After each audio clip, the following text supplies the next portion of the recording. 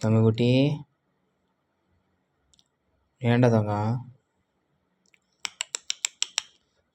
உனக்கு அப்பா மாதிரியே முடி ஏம்மா ஏன்டா தங்கம்